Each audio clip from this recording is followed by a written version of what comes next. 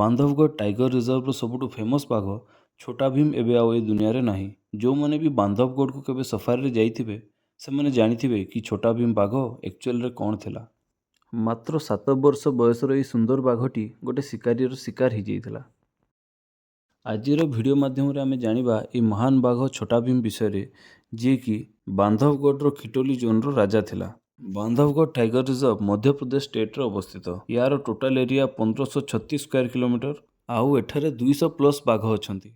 ଛୋଟା ଭୀମର ଜନ୍ମ 2017ରେ ହେଇଥିଲା। ୟାର ବାପାର ନାଁ ହେଲା ଭୀମ, ଯାହାର ଟାଇଗର କୋଡ୍ ହେଲା T22, ଆଉ ସିଏ ବାନ୍ଧବଗଡ଼ର ସବୁଠୁ ବିଶାଳକାୟ ବାଘ ହିସାବରେ ପ୍ରସିଦ୍ଧ। ଆଉ ୟାର ମାଆର ନାଁ ହେଲା ଛୋଟି ମହମନ, ଯାହାର ଟାଇଗର କୋଡ୍ ହେଲା T40। ତା ବାପା ଭୀମ ଭଳିଆ ହିଁ ଛୋଟା ଭୀମର ସାଇଜ୍ ବି ବହୁତ ବଡ଼ ଥିଲା, ଆଉ ସେ ଦେଖିବାକୁ ବହୁତ ସୁନ୍ଦର ଥିଲା। ଛୋଟା ଭୀମ ବହୁତ ଶାନ୍ତ ସ୍ୱଭାବର ବାଘ, ଆଉ ସେ ପର୍ଯ୍ୟଟକମାନଙ୍କ ପାଖକୁ ଆସିବାକୁ ଜମା ବି ଲାଜ କରେନି। ସେଥିପାଇଁ ହିଁ ତାକୁ ସବୁ ଟୁରିଷ୍ଟମାନେ ବହୁତ ପସନ୍ଦ କରନ୍ତି। ରାସ୍ତା ମଝିରେ ଶୋଇକି ସଫାରି ଗାଡ଼ିକୁ ଅଟକେଇବା ଛୋଟା ଭୀମର ସବୁଠୁ ଫେଭରେଟ୍ କାମ ଥିଲା। ତାର ସାଇଜ୍ ଏତେ ବଡ଼ ଥିଲା ଯେ ସିଏ ଏକା ସଫାରି ରୋଡ଼ରେ ଶୋଇକି ପୁରା ରୋଡ଼କୁ ବ୍ଲକ୍ କରିଦିଏ। ଖିଟୋଲି ଆଉ ମଗଧି ଜୋନ୍ର ସିଏ ଡୋମିନାଣ୍ଟ ମେଲ୍ ଥିଲା, ଆଉ ସବୁବେଳେ ତାର ବଢ଼ିଆ ସାଇଟିଂ ହେବାରୁ ସିଏ ପର୍ଯ୍ୟଟକ ଆଉ ଫଟୋଗ୍ରାଫର୍ସ ମାନଙ୍କର ସବୁଠୁ ଫେଭରେଟ୍ ଟାଇଗର ହେଇଯାଇଥିଲା। ଆକ୍ଚୁଆଲିରେ ଛୋଟା ଭୀମକୁ ପାଣି ବହୁତ ପସନ୍ଦ, ଆଉ ସେଥିପାଇଁ ସିଏ ପ୍ରାୟ ଟାଇମ୍ ତାର ଫେଭରେଟ୍ ନିଗାଇ ନାଲାରେ ଦେଖାଯାଏ। ନର୍ମାଲି ମେଲ୍ ବାଘମାନେ ପ୍ୟାରେଣ୍ଟାଲ କେୟାର ଦେଖାନ୍ତିନି, ଆଉ ତାଙ୍କ ଛୁଆମାନଙ୍କ ସାଙ୍ଗରେ ଟାଇମ୍ ବି ସ୍ପେଣ୍ଡ କରନ୍ତିନି, କିନ୍ତୁ ଛୋଟା ଭୀମ ସମସ୍ତଙ୍କଠୁ ଅଲଗା ଥିଲା। ସେ ଅଧିକାଂଶ ସମୟ ତାର ଛୁଆମାନଙ୍କ ସାଙ୍ଗେ ଦେଖାଯାଏ, ଯେଉଁଗୁଡ଼ାକି ତାର ପାର୍ଟନର ତାରା ଟାଇଗ୍ରେସର ଛୁଆଗୁଡ଼ା। ଛୋଟା ଭୀମ ଶିକାର ମଧ୍ୟ କରିକି ତା ଛୁଆମାନଙ୍କ ପାଇଁ ଆଣିଦିଏ। ଆକ୍ଚୁଆଲିରେ 2024ର ନଭେମ୍ବର 26 ତାରିଖରେ ଗୋଟେ ସଫାରି ସମୟରେ ଛୋଟା ଭୀମର ସାଇଟିଂ ହେଲା, ଆଉ ତାର ସାଇଟିଂରେ ଜଣେ ଟୁରିଷ୍ଟ ସ୍ପଟ୍ କଲେ କି ତାର ବେକରେ ଗୋଟେ ତାରଟେ ଫସିଯାଇଛି, ଆଉ ତାପରେ ବନ ବିଭାଗ ଷ୍ଟାର୍ଟ କରିଥିଲା ସର୍ଚ୍ଚ ଅପରେସନ୍। 50ରୁ ଉର୍ଦ୍ଧ୍ୱ ଲୋକ ଆଉ 5 ଦିନର ଅପରେସନ୍ ପରେ ଫାଇନାଲି ନଭେମ୍ବର 30ରେ ତାକୁ ରେସ୍କ୍ୟୁ କରାଗଲା। ତାକୁ ରେସ୍କ୍ୟୁ କଲାବେଳେ ଦେଖିବାକୁ ମିଳିଲା କି ତା ବେକ ଏରିଆରେ ସିରିୟସ୍ ଇଞ୍ଜୁରି ହେଇଛି। ଶିକାରୀଙ୍କ ଦ୍ୱାରା ବିଛା ଯାଇଥିବା ଫାଶରେ ଫସି ଯାଇଥିଲା ଛୋଟା ଭୀମ।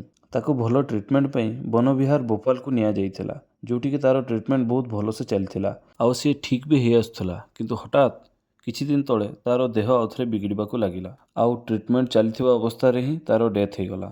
ଆକ୍ଚୁଆଲି ସେଇ ୱାୟାର ପାଇଁ ତାର ବେକରେ ଇନଫେକ୍ସନଟା ବହୁତ ବଢ଼ିଯାଇଥିଲା। ଫେବୃଆରୀ 2, 2025ରେ ତାର ହାର୍ଟ ଆଟାକରେ ମୃତ୍ୟୁ ହେଇଥିଲା। ତାର ଏଜ୍ ମାତ୍ର 6ରୁ 7 ବର୍ଷ, ଆଉ ସିଏ ବର୍ତ୍ତମାନ ତାର ପ୍ରାଇମ୍ ଷ୍ଟେଜରେ ଥିଲା। ଏପଟେ ଛୋଟା ଭୀମର 2ଟା ଛୁଆକୁ ଟେରିଟୋରିଆଲ ଫାଇଟ୍ରେ ପୂଜାରୀ ମାରିଦେଲା।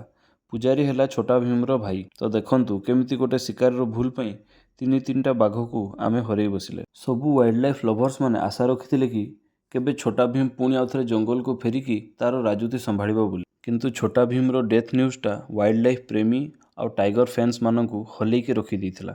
ଛୋଟା ଭୀମ ମୋର ବାନ୍ଧବଗଡ଼ ଟାଇଗର ରିଜର୍ଭର ସବୁଠୁ ପସନ୍ଦିଦା ବାଘ ଥିଲା। ଛୋଟା ଭୀମ ବିନା ବାନ୍ଧବଗଡ଼ ଆଉ କେବେ ବି ସେମ୍ ହେଇକି ରହିବନି।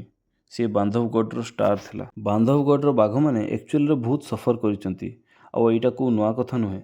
ସୀତାକୁ ଶିକାରୀମାନେ ତାର ବଡି ପାର୍ଟସ ପାଇଁ ମାରି ଦେଇଥିଲେ। ସୋଲ, ସ୍ପୋଟି ଆଉ ପତିହା ଫିମେଲକୁ ବିଷ ଦେଇକି ମରାଯାଇଥିଲା। ଝୁରଝୁରା ଫିମେଲକୁ ଗାଡ଼ି କୁଟି ମାରିଦେଲା। ବାନଭେହିକୁ ମାରିକି କୂଅରେ ଫୋପାଡ଼ି ଦିଆଯାଇଥିଲା। ଆଉ ଏବେ ଛୋଟା ଭୀମର ମୃତ୍ୟୁର କାରଣ ହେଇଗଲା ଶିକାରୀଙ୍କ ଫାଶ। ତ ଏହା ଥିଲା ଛୋଟା ଭୀମର କାହାଣୀ। ନେକ୍ସଟ ଭିଡ଼ିଓଟି ଜିନ୍ନତ ଟାଇଗର ଉପରେ ଆସିବ। ଆମେ ଜାଣିବା ଜିନ୍ନତକୁ ହିଁ କ'ଣ ପାଇଁ ଅଣାହେଲା ଶିମିଳିପାଳକୁ। ଏମିତି ଖାସ୍ କ'ଣ ଅଛି ତା ପାଖରେ। ଆଶା କରୁଛି ଭିଡ଼ିଓଟି ଆପଣମାନଙ୍କୁ ବହୁତ ଭଲ ଲାଗିଥିବ। ଏମିତି ଆହୁରି ସବୁ ଇନଫର୍ମେଟିଭ୍ ଆଉ ଟେଲ୍ସ ରିଲେଟେଡ୍ ଭିଡ଼ିଓସ୍ ପାଇଁ ଆପଣ ଚ୍ୟାନେଲକୁ କାଇଣ୍ଡଲି ସବସ୍କ୍ରାଇବ୍ କରନ୍ତୁ। ଏଭଳିଆ ନୂଆ ନୂଆ ଭିଡ଼ିଓସ୍ ଆହୁରି ଆସିବ ଆଗକୁ।